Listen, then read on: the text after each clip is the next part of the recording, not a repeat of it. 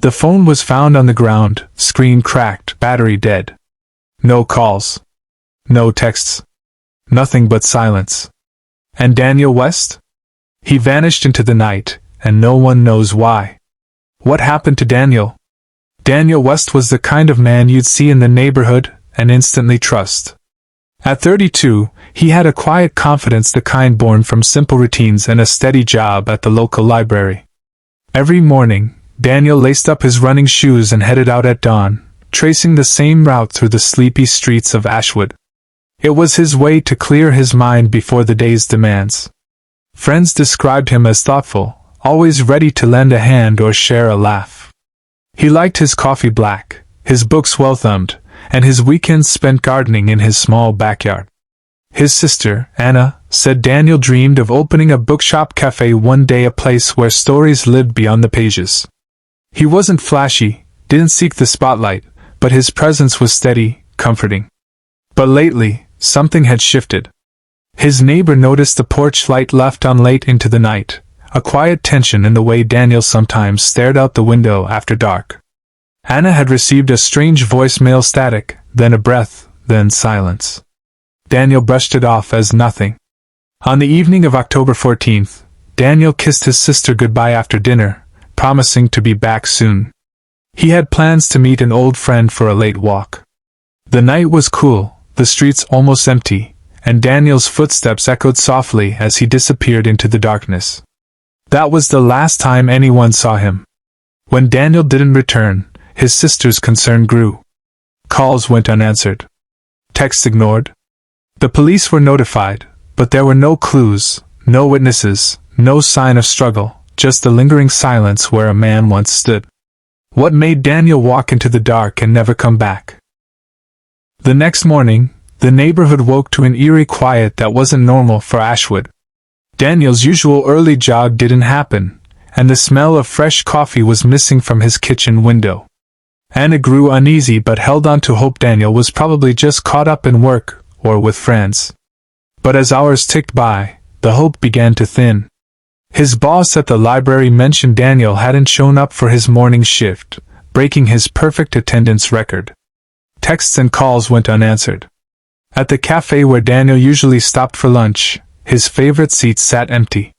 A concerned coworker remembered Daniel seemed distracted days before checking his phone often, frowning briefly before masking it with a smile. That afternoon, Anna decided to visit Daniel's apartment. The door was locked, as always, but a strange scent hung faintly in the hallway, something metallic, almost like blood, but she shook it off. Inside, his belongings were untouched.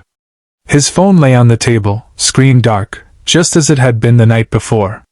On it was a single unopened message, from a number Anna didn't recognize. No one answered when she called the number. The police arrived later that evening. They took Daniel's phone and began searching his apartment, looking for any clue. They found a few oddities: an address scribbled hastily on a notepad, a torn photograph of Daniel with an unknown man, and a calendar marked with several recent cancellations. But nothing that screamed danger. Still, the silence around Daniel's disappearance was deafening. Why had he left without a word? Who was the man in the photograph? And what was in the message no one dared open? Days passed, and Daniel West remained missing. The community's worry deepened into fear, the kind that creeps into quiet homes late at night. Police ramped up their search, but their leads were thin and confusing. The address found in Daniel's apartment turned out to be an abandoned warehouse on the outskirts of town, empty except for graffiti and broken glass. Anna grew desperate. She spoke to Daniel's friends, piecing together moments that didn't fit the man she knew. One friend mentioned Daniel had recently stopped talking about a new relationship, while another said he seemed jumpy after phone calls late at night. A chilling detail surfaced: Daniel's phone record showed calls to unknown numbers with strange area codes far beyond Ashwood. Someone, somewhere, was trying to reach him or keep tabs on him. And the voicemail Anna received? A haunting silence before a whisper. "You're not safe." The local news ran stories, but the narrative shifted strangely. The media painted Daniel as a man with secrets, stirring rumors and fear. The police were cautious, not revealing everything, sparking frustration in those desperate for answers. In the darkness of uncertainty, the question loomed louder. Who was Daniel really running from or toward? As days slipped into a week, Anna's hope began to fray. The police still had no new leads, no arrests, no clues that pointed toward Daniel's fate. But something else emerged. An anonymous letter slipped under Anna's door late one night. It was short. Just a few typed words. "He's deeper in than you think. Stop digging." Fear clawed at Anna's chest. The words were a warning, but from whom? Was someone watching her? Or was this a cruel attempt to keep the truth buried? Meanwhile, in the shadows, the narrative twisted further. Daniel's employer revealed a sudden, unexplained resignation from a man at the library who had clashed with Daniel weeks earlier. The man was distant now, refusing interviews, his silence unsettling. Neighbors reported strange cars circling the block after dark, their headlights cutting through the fog like searchlights. And through it all, Anna clung to the unanswered calls, the silence on Daniel's phone, and the chilling realization that someone close to him was desperate to keep secrets dangerous enough to make a man disappear. Why would someone want Daniel gone? And what truth hid in the darkness that no one dared confront? Then, a break through the voicemail on Daniel's phone was finally analyzed. The chilling whisper was not random static, or a prank. It was a warning. "They're watching. Don't trust anyone." Anna replayed it over and over, the fear sinking deeper with every listen. Who were they? What did Daniel know? And why had he vanished without a trace? Meanwhile, the police uncovered footage from a nearby security camera. It showed Daniel walking near the warehouse the night he disappeared, but something was off. His pace was hurried, eyes darting, glancing behind as if pursued. Moments later, a black SUV parked suspiciously nearby, windows tinted, engine idling. The footage cut abruptly. At home, Anna's phone buzzed with a single message from Daniel's number. "Help me!" But when she called back, the line was dead. The silence became unbearable. As the search deepened, it became clear, Daniel's disappearance wasn't random. It was the climax of a dangerous game involving shadowy figures, secrets buried beneath Ashwood's calm exterior, and a desperate man who had walked into the dark and never come back. Ashwood wasn't used to fear. But now, no one walked alone after dark. Doors were triple-locked. Curtains stayed closed. And in every whispered conversation at cafes or grocery stores, one name kept returning, Daniel West. That same night the message came through, "Help me, something else happened." A break-in was reported at the library where Daniel worked. Nothing appeared stolen. But in the back office, investigators found a drawer forced open, papers scattered, and a single torn file labeled West D.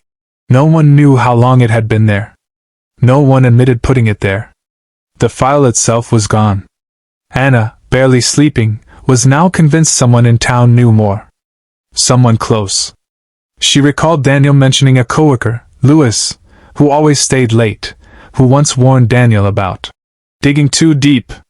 When police questioned Lewis, he simply said, "Some people disappear because they choose to. Others, because they find what they shouldn't." It wasn't a denial. It was a message. And the town froze.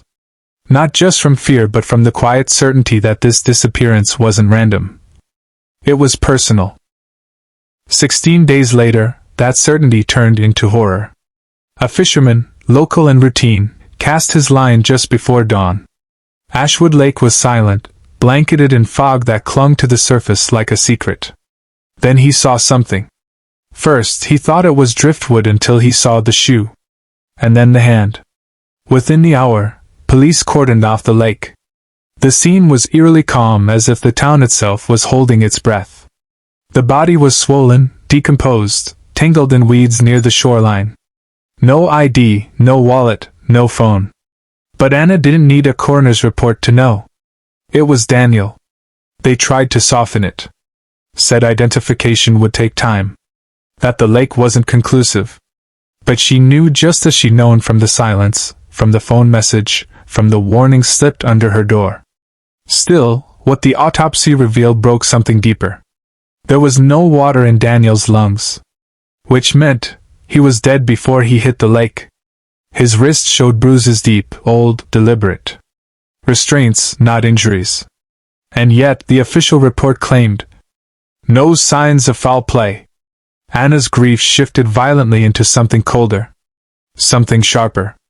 Rage. Because whoever did this wanted Daniel quiet. And now they wanted her to believe it never happened. But someone in Ashwood had gone too far. And the silence? It was just beginning to crack. At Daniel's memorial, the town showed up but their words didn't. People stood in clusters, sipping coffee, nodding solemnly, eyes down. No one asked questions. No one mentioned the bruises. No one said, "Murder." Only, "Such a tragedy. He was too young. May he rest in peace." Anna stood alone at the back, barely hearing the priest. Her eyes scanned every face. She knew someone here knew more and that terrified them. Or bought them. Or both. The police said they were still reviewing all leads. But the case had already shifted. With the body recovered and no clear weapon, Daniel's file was quietly being moved to a cold case unit. Closed in spirit, if not on paper. Then came the real insult. His death certificate listed the cause as undetermined. Anna snapped. She confronted the lead detective, demanding answers. Why wasn't the bruising investigated? Why weren't the last texts traced? Why hadn't they seized Lewis's devices? His response? We followed procedure. But she saw it in his face, a flicker of something. Fear? Regret? Guilt? It was the same look Lewis had at the memorial, when he refused to meet her eyes. Back home, Anna opened Daniel's desk drawer and found a single sticky note taped under the top panel. Written in his handwriting were 3 words. It wasn't random. That night, Anna didn't sleep. And Ashwood stayed quiet. But something had shifted. Someone had made a mistake. And now, the silence was starting to break.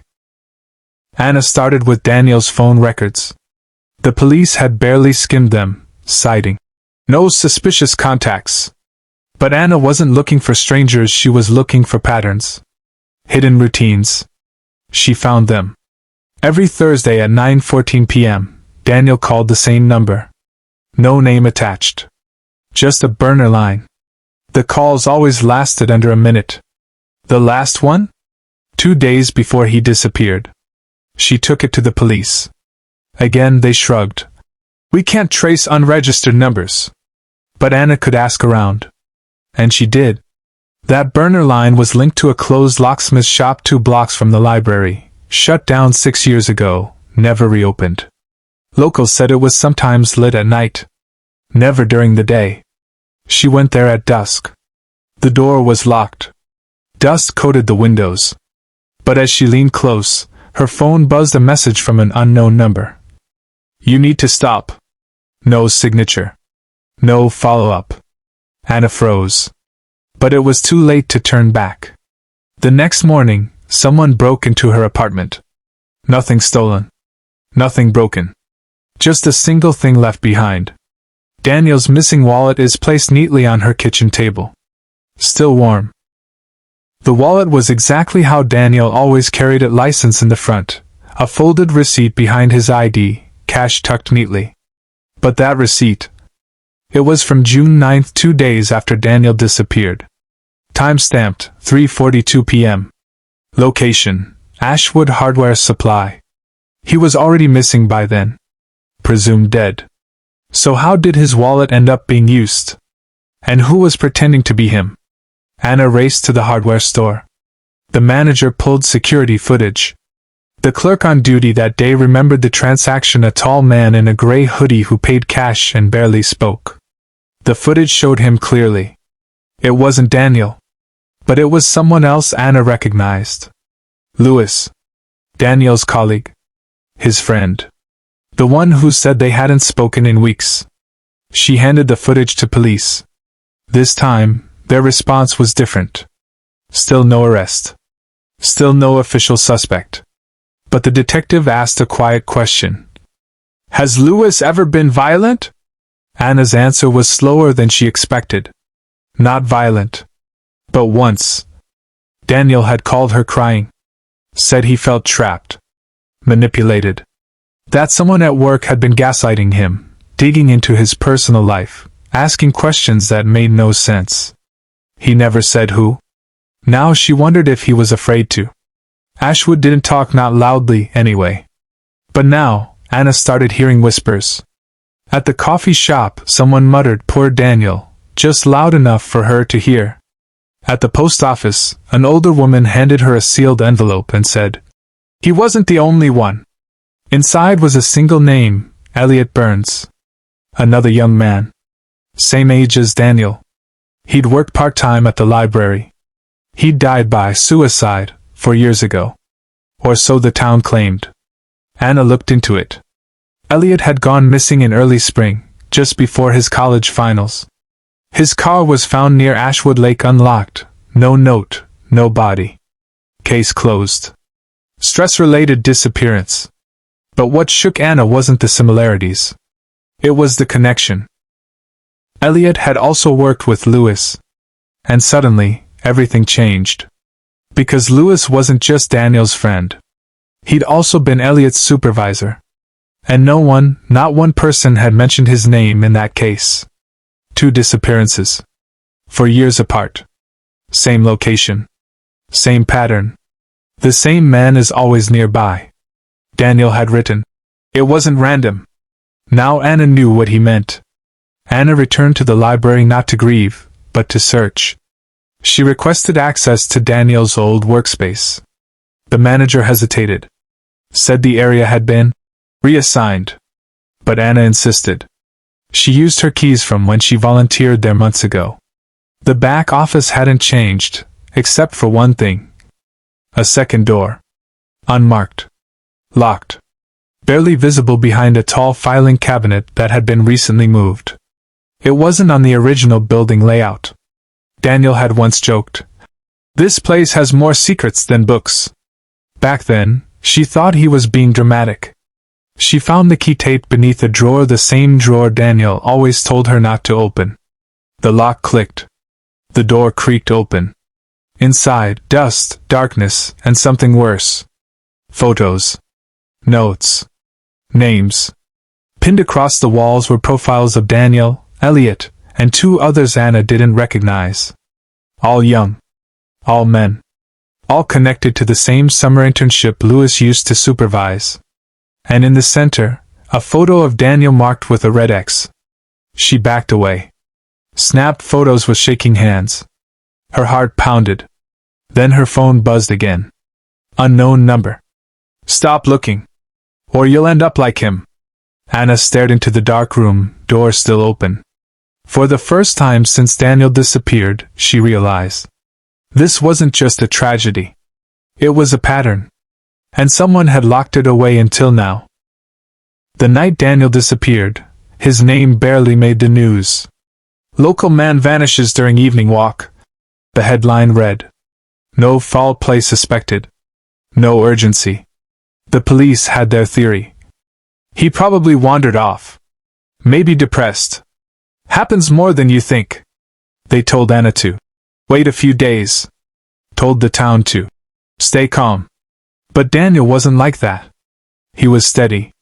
Careful. Predictable to a fault. He never left his keys. Never skipped work. And he never not once walked into the woods without texting Anna first. But the system wrote him off early. A grown man missing? They called it free will. Not danger. When Anna pushed back, they asked about his mental health. His finances. Even whether they'd been fighting. They weren't searching for Daniel. They were shaping a story that made his absence easier to ignore. A story where Daniel didn't need help. A story where no one needed to look deeper. A story that let everyone sleep easier at night. Until Anna opened that second door. And suddenly their story didn't fit anymore. As whispers grew louder in Ashwood, the police made their first real move. They named a suspect. But not Lewis. Ethan Marsh. Daniel's ex. A quiet, reclusive graphic designer who had moved back to town 6 months before the disappearance. They said there were inconsistencies in his alibi. They said he had motive, citing old arguments, a messy breakup, and vague comments he made in grief. The media latched onto it. Former partner questioned in West's disappearance. Not charged. Not arrested. Just questioned. But in a small town, that didn't matter. Ethan's apartment was searched. His laptop seized. His phone combed for deleted messages. He was crucified online. People whispered. Jealousy. Obsession. Revenge. Anna watched the narrative twist. And twist. Until the town forgot one thing. Ethan hadn't seen Daniel in nearly a year. And he had nothing, absolutely nothing to gain. But by focusing on Ethan, the authorities had done something else. They gave Louis space. Time. Distance. Anna knew it. She felt it. She wasn't just up against a system that failed Daniel. She was up against a story that protected the wrong people. At Daniel's memorial, Louis cried harder than anyone. He collapsed into sobs during the speech. Clutched Anna's hand like a brother. Told stories from college, shared memories no one else remembered. People called it beautiful. Raw. Honest grief. But Anna didn't feel comfort. She felt watched. Louis kept glancing at her too often, too long. And the stories? They were wrong. Small errors. Details Daniel had never told anyone but her. And now Louis claimed them as his own. After the service, Louis approached. Closure, he whispered. It's what Daniel would have wanted. Closure? There was no arrest. No confession. No justice.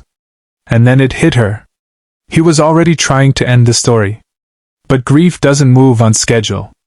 Not real grief. Ethan, the one they blamed, could barely speak in public. He stayed quiet, distant. Hollowed by guilt, even though he hadn't done anything. Louis? He was already rebuilding his image. Already talking to press. Already organizing a charity run. In Daniel's name. Grief makes people fragile. Control makes them calculated. And now Anna had a new theory. Maybe the killer wasn't hiding. Maybe he was performing. Anna didn't trust her memory anymore. So she turned to Daniel's digital one. She logged into his old laptop, the one she'd helped him set up. His passwords hadn't changed. He never expected to disappear. His browser history was clean, too clean. No searches past a certain date. No saved passwords. Everything wiped on August 14th, 2 days before he vanished. Daniel didn't do that. He wasn't paranoid. But someone was. Then she found the backup drive. Tucked in a folder labeled apartment stuff. There was a hidden directory. Inside, screenshots, voice memos, saved text threads. Daniel had been documenting something. Someone. Messages from Louis. It started friendly jokes, late-night venting. Then they turned needy. Possessive. Don't shut me out again. We said we'd always be close. You owe me. The last one chilled her. If you go silent again, I'll come find you. You know I will. Timestamp, August 13th, 11:58 p.m. Daniel disappeared on August 16th. The police had never seen these. They never asked? Anna closed the laptop. The story wasn't about Ethan anymore. It never had been. It was about a man who couldn't stand being left behind. Act 3, Chapter 5, The Footage That Lied. When Daniel was first reported missing, police reviewed nearby surveillance. There was one clip they relied on. A grainy video from a gas station camera at 9:41 p.m. It showed a man, hoodie up, walking east toward the woods. They said it matched Daniel's build. Said it aligned with the timeline. The case closed and he walked away. But Anna had watched that footage 100 times. Something felt off. The gait was wrong. The shoes weren't his. And Daniel never wore a hoodie without a jacket. He hated the cold. She took the footage to a friend in tech. They enhanced it. Cleaned it up. and then paused at frame 312. The figure turned slightly. It wasn't Daniel. It was someone taller. Heavier. Wearing a hoodie Daniel didn't own but Louis did. Anna remembered the hoodie clearly. Daniel once borrowed it during a rainstorm. It had initials on the sleeve, LJ. They'd missed it. Or ignored it. The footage hadn't proven Daniel left. It had proven someone wanted it to look like he did. Someone was covering tracks. Wearing his shape. Writing his ending. The man who finally spoke up wasn't family. Wasn't a friend. He was a bartender, worked 2 nights a week at a half-forgotten bar on the edge of town. Anna hadn't planned to stop there. But something pulled her in. When she showed Daniel's photo, the man nodded once, slowly. He was here. A week before he went missing. She froze. Daniel didn't drink. He didn't order anything. The bartender continued. Just sat in the back. Waited. Looked scared. Then he leaned in. He was meeting someone. Guy came in late, wearing a hoodie. They argued. Low voices. But I caught one line. Anna didn't breathe. Daniel said, "This has to stop, or I'm telling everything." That was it. No names. No cameras in the bar.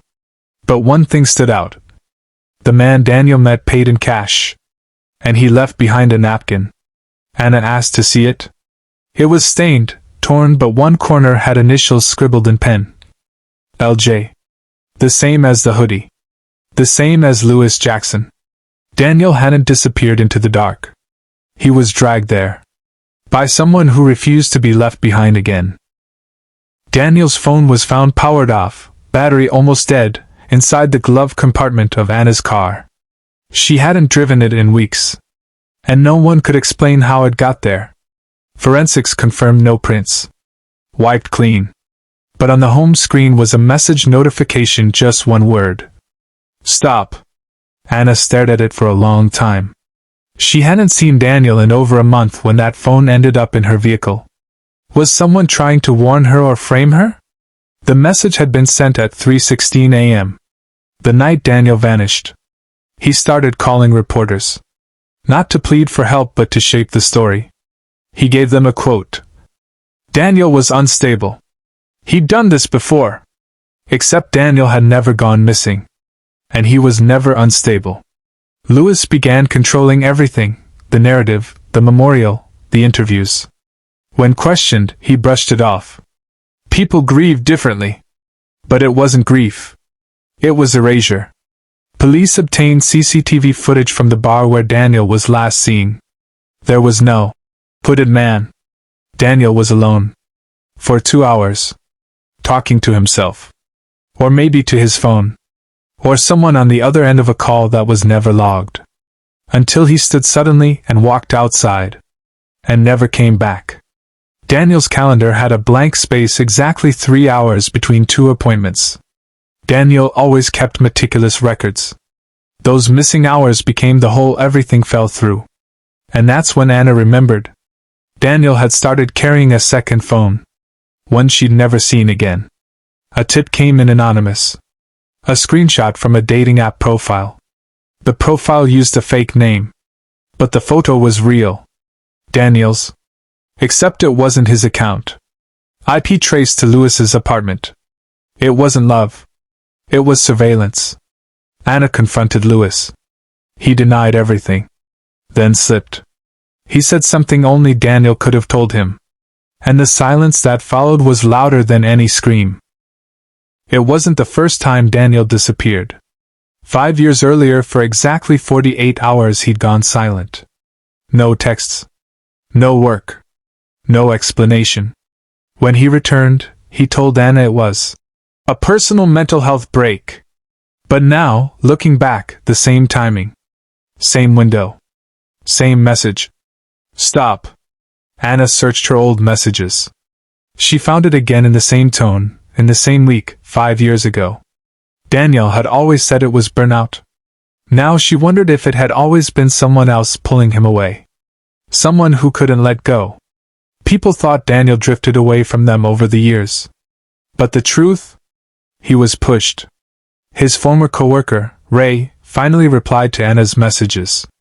He said Daniel stopped replying the same year he moved in with Lewis. He changed, Ray said. Not himself anymore. Like he was scared to speak freely. Even group chats showed it, messages deleted, conversations muted. Isolation wasn't a symptom. It was the goal. Daniel's old therapist was tracked down. She had stopped seeing him 6 months before he disappeared. Not because he was better. Because someone else began, sitting in, on the sessions. She reported it to no one. Sometimes he'd just go silent. Look over his shoulder.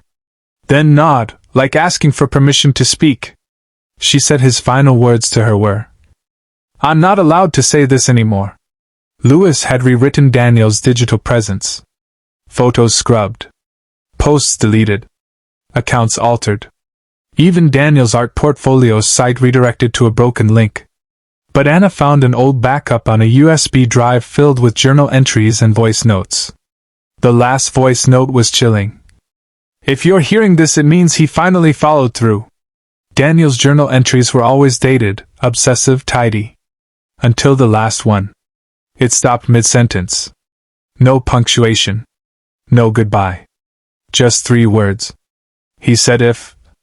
That's where the page ended. Torn. Not ripped. Carefully removed. As if someone wanted the rest gone. Daniel didn't just disappear.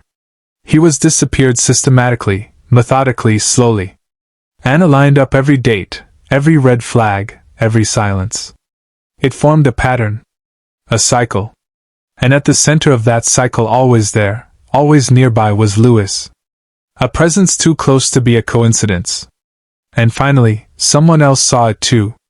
Detective Hale. He reopened the case that night. Anna sat alone at Daniel's old desk, the flash drive resting in her hand like a loaded gun. She hesitated before plugging it into the laptop because once it opened, she knew something would change. Maybe everything. The screen blinked to life. Inside were folders named innocently. Docs, photos, apartment. She clicked through, numb fingers guiding the mouse, until one file froze her heart. A video. Timestamped 4 days before Daniel vanished. She clicked play. The footage was silent. Daniel, seated at his desk, face pale, eyes swollen. He was speaking, but the audio was missing. He looked behind him. Twice. Then he picked up a small envelope, sealed in red wax, and stared at it for a full minute. Then the screen cut to black. That was it. But the timestamp didn't match what Lewis told the police. He said he hadn't seen Daniel in over a week by then. Her heart pounded. Anna opened another folder. Dozens of photos, some of Daniel, taken secretly. Walking alone at night. Sitting in class. Through windows. Some were clearly taken from a distance, but one showed him asleep in bed, the camera angle unnervingly close. That photo had metadata. Taken the night before he vanished. And that wasn't his bed. Lewis claimed he'd never been to the backwoods that spring. Too muddy, too isolated. But the aerial drone footage told another story. Police found disturbed soil, someone had dug a shallow hole, and something had been placed in, then removed. Close by, a set of muddy footprints led in and out. Daniel's shoe size. But not his brand. The trail led back toward Lewis's old shed, now boarded up. Inside, a shovel with fresh dirt, and a glove. Just one. Later, forensics found Daniel's DNA on the glove's inner lining. Lewis said the glove was his. But I lent it to Daniel weeks before, he insisted. A lie easily proven. The make and model of that glove? Released just 12 days before Daniel went missing. Detective Collins had nearly dismissed it, a routine data request from Daniel's mobile provider. The signal logs came in late. But something strange stood out. Daniel's phone had pinged a tower 4 hours after Lewis claimed Daniel left his apartment that night. Even more disturbing? That tower was near Lewis's family cabin, 2 hours outside town. A cabin no one had mentioned. No record of it in interviews. Not even Anna knew about it. Collins sent a team out there. The cabin was dark, untouched, and freezing. But in the fireplace, buried beneath ashes, they found something unburned, a corner of Daniel's student ID card, half melted. And under the floorboards duct tape. A small patch of blood. And claw marks on the wooden planks. Deep ones. Lewis had told police. Daniel walked out. I never saw him again. The floor told a different story.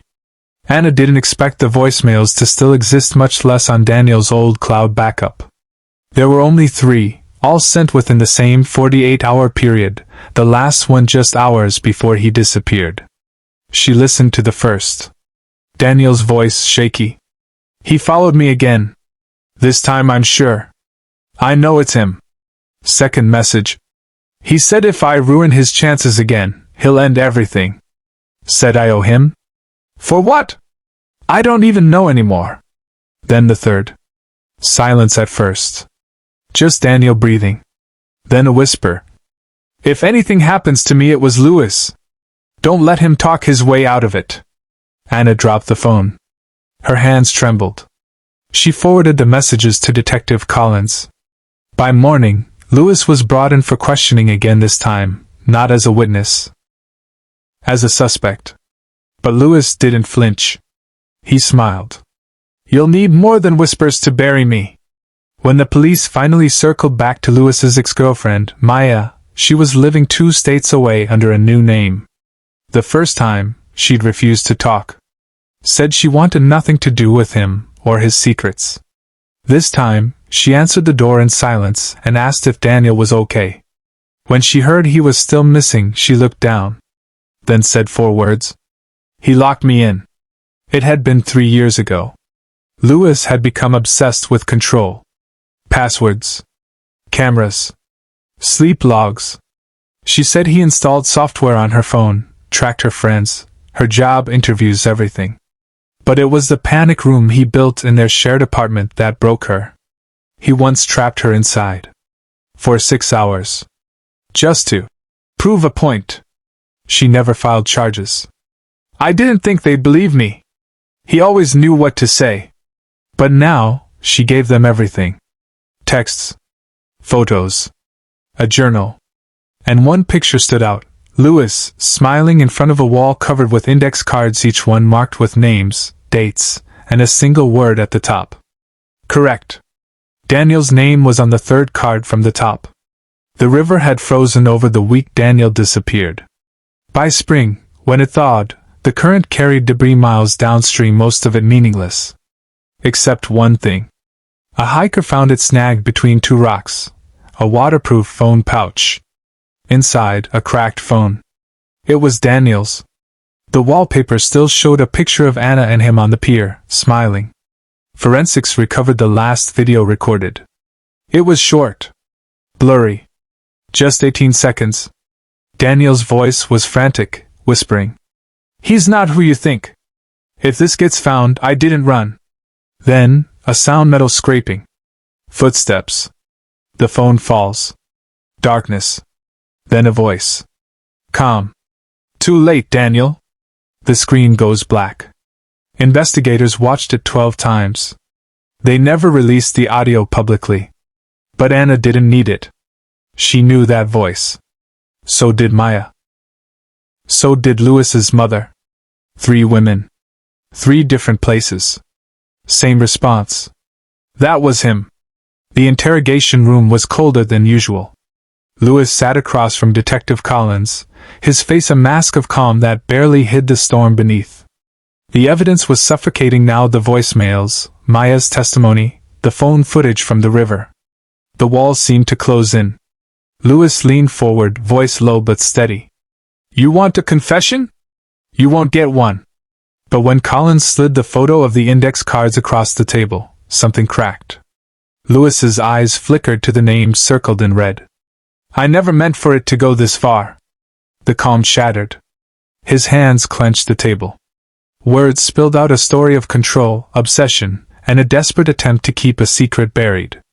The room filled with silence except for one heavy question hanging in the air. Why did he let Daniel walk into the dark and never come back? The story Lewis told was a fracture, a twisted mirror of reality. His voice shook as he recounted nights filled with shouting, secrets whispered in the dark, and a grip on Daniel that tightened until it broke. But inconsistencies crept in. Why had Lewis deleted messages from Daniel's phone? Why were the timestamps on Maya's voicemails off by minutes? Detective Collins watched carefully. This wasn't just a confession, it was a puzzle. Meanwhile, Anna sat at home, scrolling through her late husband's last texts, clutching the small bracelet Daniel had given her. Something didn't sit right. The more she learned, the more questions multiplied. And the silence from Lewis was growing louder.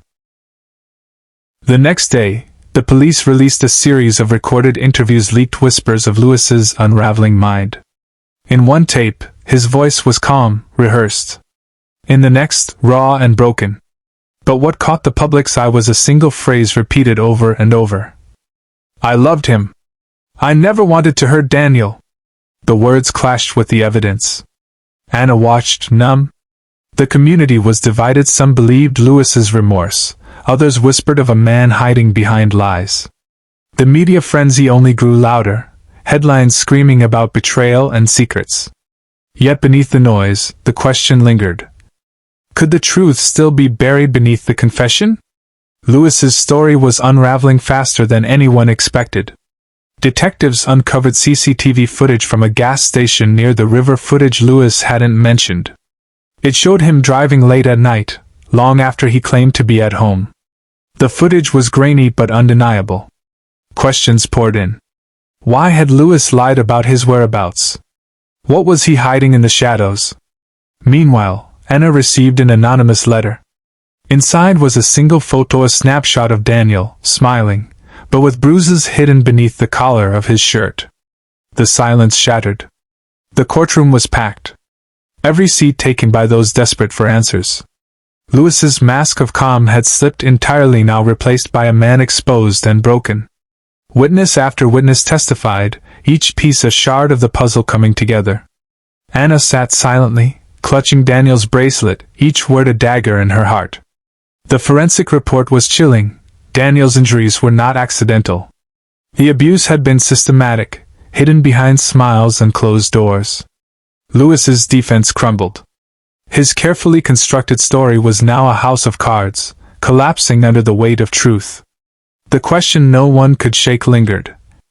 How long had this nightmare been hidden from view?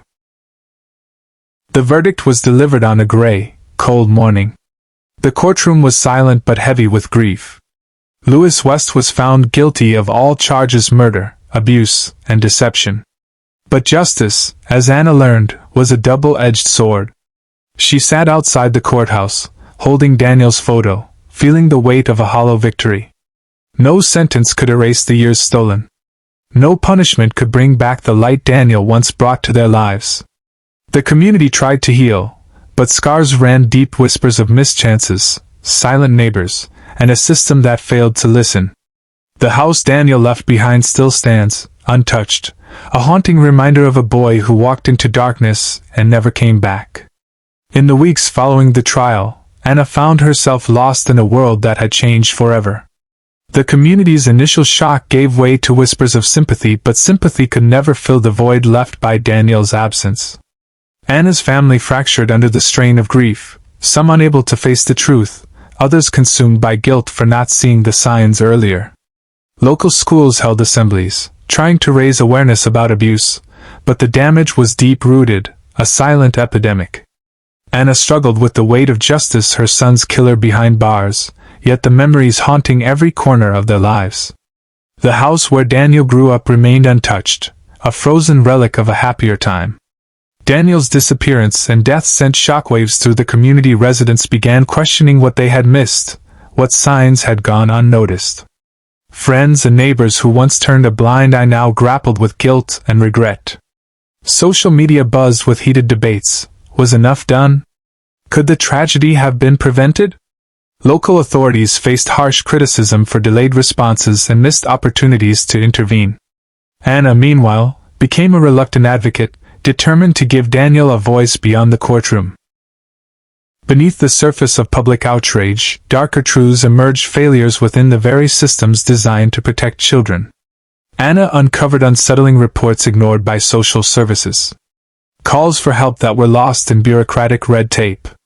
Teachers who noticed bruises but hesitated to report, fearing retaliation or doubt.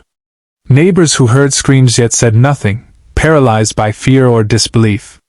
The police files revealed missed visits and delayed investigations, each a mischance to save Daniel.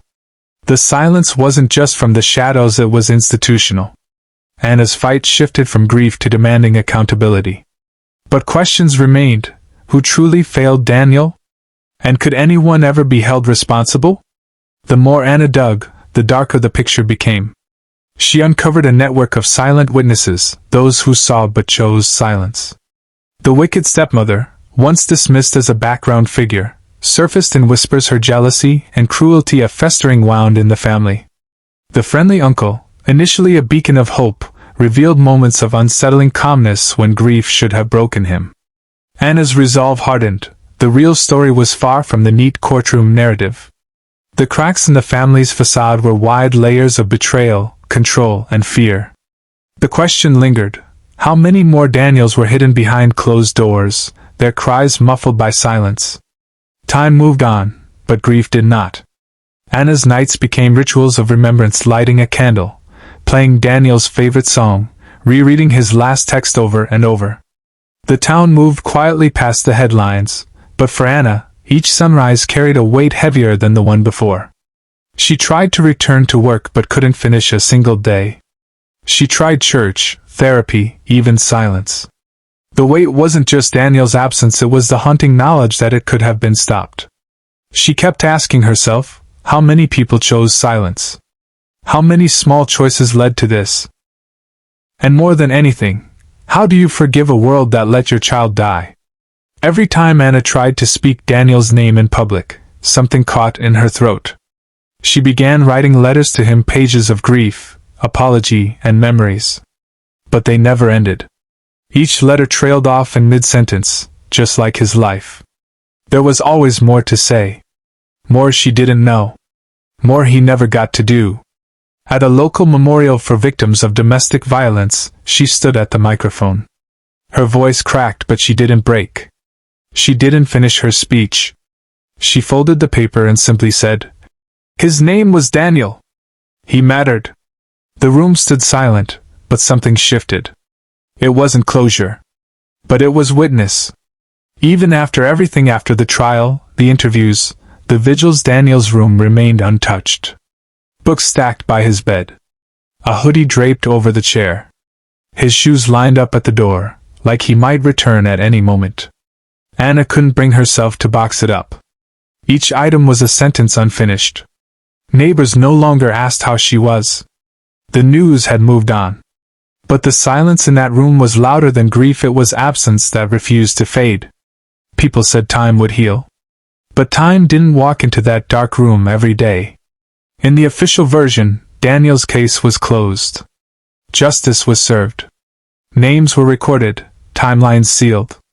But the quiet truths, the ones whispered in corridors or buried in unread reports, remained untouched.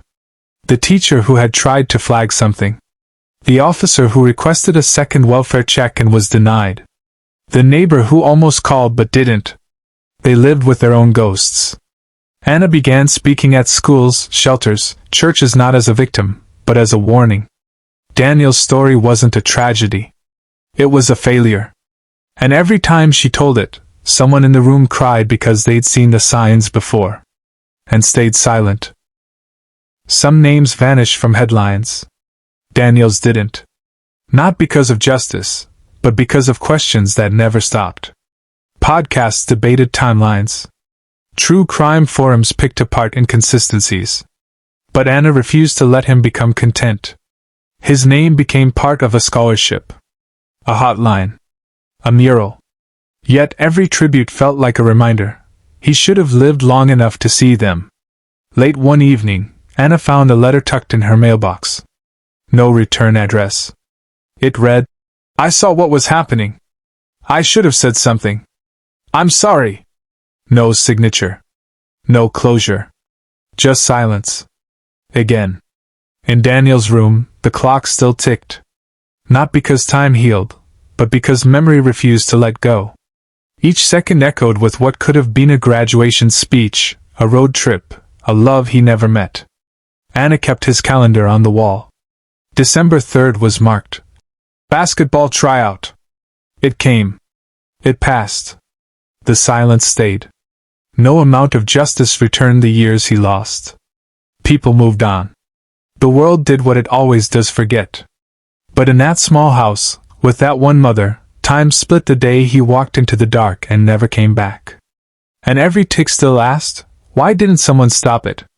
Even after everything, after the funeral, after the court, after the stories were told and retold, one question remained, echoing louder than all the others. Why didn't anyone stop this? There were warning signs. Missed calls. Unanswered questions. A bruised arm brushed off. A too quiet child. Each one dismissed. Each one a thread that could have pulled the truth into the light. But no one tugged hard enough. In the end, it wasn't one act that killed Daniel. It was 100 small silences. And no sentence, no conviction, no apology could answer that question. Not fully. Not ever. The seasons changed. Grass grew around the mailbox. Windows collected dust. But the house where Daniel lived, where he laughed, disappeared, and became a name on a case file, still stood. Not as a shrine. Not even as a warning. Just still. People who drive by don't know what happened there. They don't see the nights Anna still leaves the porch light on. They don't hear the floorboard that creaks where he used to run. But the house remembers. And sometimes, when the wind passes just right, it sounds like a voice calling from the hallway. Like he never left. Like he might still come home. Thank you so much for watching. If this story moved you, please remember to like, share, and comment. Your engagement helps more people discover stories that deserve to be heard. To every subscriber and viewer, your time and support mean everything. Stay curious, stay kind, and never stop asking the hard questions.